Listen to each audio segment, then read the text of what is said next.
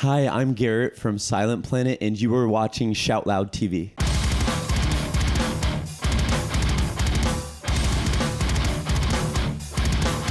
What's up, guys? It's Alex from Shout Loud TV, and I'm sitting here with Garrett from Silent Planet. How are you doing today? I'm doing really well. Tired, but good. Yeah, so you've been on tour for 50 days, if I got that correctly. Yeah, I think it's 40. It's 44 shows in 50 days. Oh, that's like so insane. And you came from Italy last night, and you just played Knockdown Festival, which was your last show of the year. How did that feel for you? I think that's the most people we've ever played to. None of them are here to see us, of course, but that's the most people I think. Some were, definitely. Maybe a few. But it was really cool. It was good. And we have like 2 weeks off, then we're going to go tour again. Yeah, well, since this was your last show of the year, let's just reflect upon this year and what you've been through. Sorry, not been through, but what you've experienced. You released your album Well on Tour with Stray from the Path a couple weeks back, and now you just toured Europe, a headline tour, I think. And how has everything been for you? It's been really neat. Every time we write an album, we try to do different things because it would be boring to plug in the same formula and do the same thing.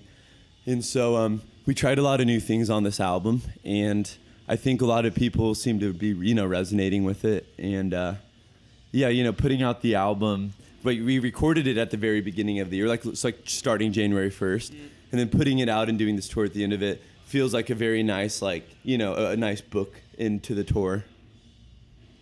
So yeah, it's been great. Yeah. So you had Will Putney produce the record, and why was that your choice? We work really well with Will. Will's one of those producers that he's best when he's not writing everything, but he comes on board after the songs are written and then helps us to see it from a different angle. And I think because Will works with a lot of hardcore bands and death metal bands and whatever we are, I don't know what we are, but he has a lot of perspective, on heavy music, and really, really fun to track vocals with. He has a lot of very creative ideas, and so it's cool. This was the first album, to be honest, where I feel like we properly had a producer, because most of the time we would just have all of our songs written, record them, and we're done. This time we had a lot written, but we actually did a lot of surgery and mixed around a lot of the parts. So it was cool, kind of working properly with the producer this time. Yeah, so let's talk about a bit about the lyrics. Firstly, you have a song called "The Spoke," and you reference the previous two album titles. Is there a specific reason for that, or? I'm kind of writing a sentence with our album titles. Yeah. And "The Spoke" seemed like a very proper title because in "The Spoke," Friedrich Nietzsche, German dude, writes about eternal recurrence or eternal return, and every album sort of feeds into it. And I don't see our albums as a line; I see them as a circle. And so it's kind of a reminder of there's nothing truly new, under the sun. We're sort of, and once you begin to identify the cycles and the circles, which a lot of this album's about is apocalypse and cycles. When you begin to identify cycles, you grow wise, and you're able to not necessarily see the future, but also understand what's happening, So you seem to be greatly influenced by history, philosophy, and religion also. What is your main idea when going into songwriting? Because it's very diverse, and I don't think you just cover one area of topics. It's funny because I've been told oh, you're a political band, or you're a religious band, or you're a school, a scholar band, or you're just a screamo band. And I think we get so accustomed to throwing titles at things, because if you throw a title at something, you don't have to take it seriously, right? Yeah. And it's also easy to generalize. It is. And so for me, I see creation and art as a collaboration and a conversation. I don't think that art should be okay, I'm going to lock myself in a room and I'm going to forget everything I've ever learned, and then I'm going to think of my own thing. I'm going to start fire with my hands. That's stupid, because ultimately every great writer, every great painter was inspired by someone else.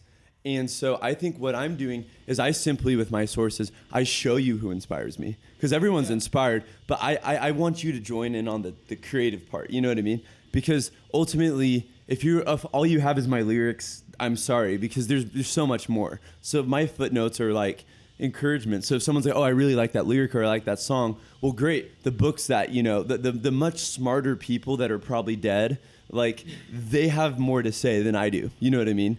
And so I want to encourage people to be collaboration. I don't want to be seen as like the best or the smartest or the wisest. I want to be seen as like the most collaborative or the most integrative, because I believe in Jesus as the Christ, and I'm not really religious. I think Jesus was a revolutionary figure, and he was actually quite anti-religious.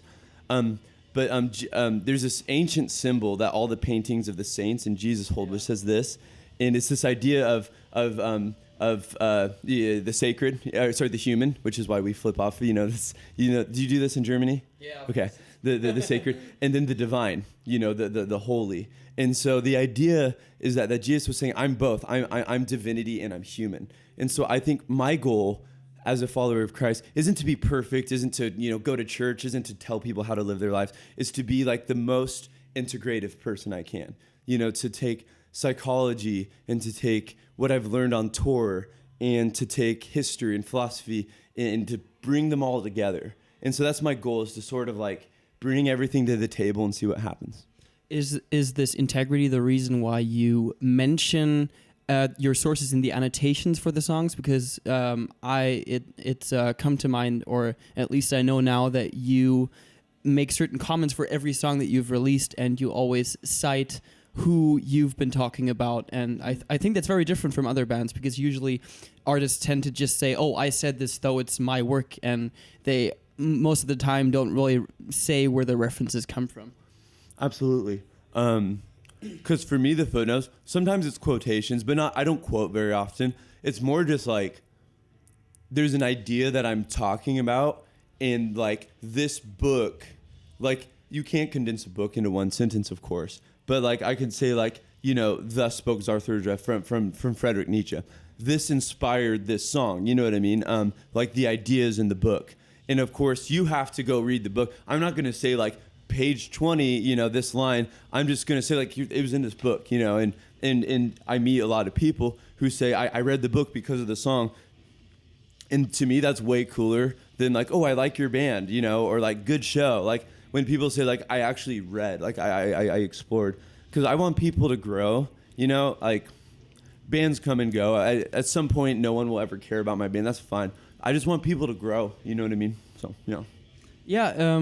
Speaking of influences, how do you think do your thoughts about religion impact what you say in your songs?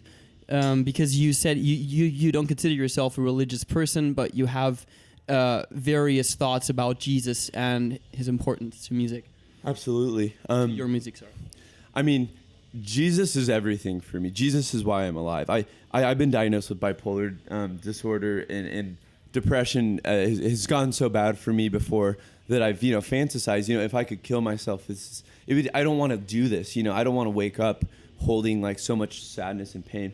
And because of Jesus, I found purpose in suffering. Because so much of the world and so much of modern society is about like avoiding pain at all costs. That's why like in America, pharmaceutical companies run everything. Because like if I can just take a pill and not feel, that would be great. And I'm not anti-pharmaceutical. Medication's fine. I've been medicated. But my point is, we're so afraid of pain. And I've actually found like through Jesus, I found purpose in pain, and I've found purpose in forgiveness. And I've been able to forgive myself, which I've realized most humans haven't actually forgiven themselves. And I can forgive people who hate me. And I meet a lot of people on the internet almost every day who like hate me, right?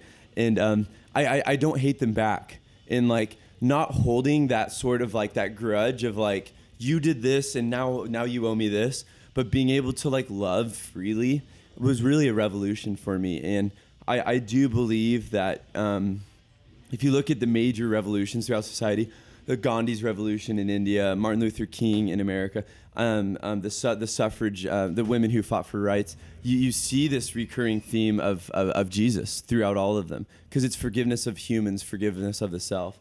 And so many people have unfortunately made religion into like a checklist of being perfect, and it's just not that. And that's why I call it a revolution, because when you think of a revolution, you don't think like these are the rules, because there's no rules in a revolution. A revolution's like all heart, and spirit. So anyway, sorry to go on and on, but I thought it was very, very interesting. Thank you for the long answer. I'd like to talk about the music itself for a bit. It seems like just as you said, you've progressed as artists and you experiment with new things, but still you keep sticking to a certain theme, which can be seen, for example, in the song titles and the way you use your instruments. But I think with this new record, there is even a deeper sense of, first of all, poetry to me personally. And I can feel the music flow more alongside your vocals. How did you come up with most of the guitar riffs? Were they written after your lyrics? Do you write, so to speak, a poem and then come up with the music afterwards, or does it work the other way around? Lyrics are always after the music. I try to write to the music. To speak to the music, 95, probably 98% of the music on this album was written by our guitar player Mitchell, and this is the first album that he completely wrote. So previously, he worked with an old guitarist who's no longer in our band, Spencer. And then our first album was actually written by Spencer. So like it was like album 1 was Spencer, album 2 was Spencer and Mitch, and album 3 was like Spencer, Mitch. My goal is to write to the music. So I listened to the music. I listened to like the demos like probably 600 times. I kid you not. And I'm a very visual writer, so I try to see things like nature, people, faces, expressions. I try to like paint a like kind of make a movie in my head, and so the music very much pushes the lyrics. So there's songs that we didn't use on the album that Mitch wrote, and then lyrics I didn't use because they're attached to the song, and I can't like take them away. Like it's like once you put them in, it's like it's locked forever. Yeah. All right. That was basically most of what I wanted to say. Now, what are your plans for the upcoming year for Silent Planet? So we go home for 2 weeks, and then we go on tour in January with the Amity Affliction and Senses Fail, and a really cool band called Belmont. That tour starts on January 4th in the United States. We actually just confirmed plans to come back to Europe next year, but I'm not allowed to say because it's not our tour. We're supporting a bigger band because turns out no one really cares about us in Europe. Not true still. So we're going to support some bigger bands, and that'll be cool. And so yeah, we will be back in Europe because I'm guessing most people watching this might be European. But yeah, we're just trying to tour a lot, and but it was a very fun time. We toured. We just finished with the band called Comrades that were also from America. Laura's right here, off the screen. And also a band called Acres from the United Kingdom, and it was a really cool tour. And honestly, there were like some nights where there was a lot of people at the show, and I was really humbled and surprised because a year ago there would have been no one. And so also kind of a big shout out to Unified. They're our record label, Unified, in Europe, in Australia, and they've really done a lot to help us grow. We love our American label Solid State, but Unified is probably half the reason why you're here. So, yeah. Well, thank you so much for the interview, and you guys please check out Silent Planet and the new record When the End Began, and we will see you guys soon, hopefully in Europe. Thank you. Thank you so much. Appreciate it.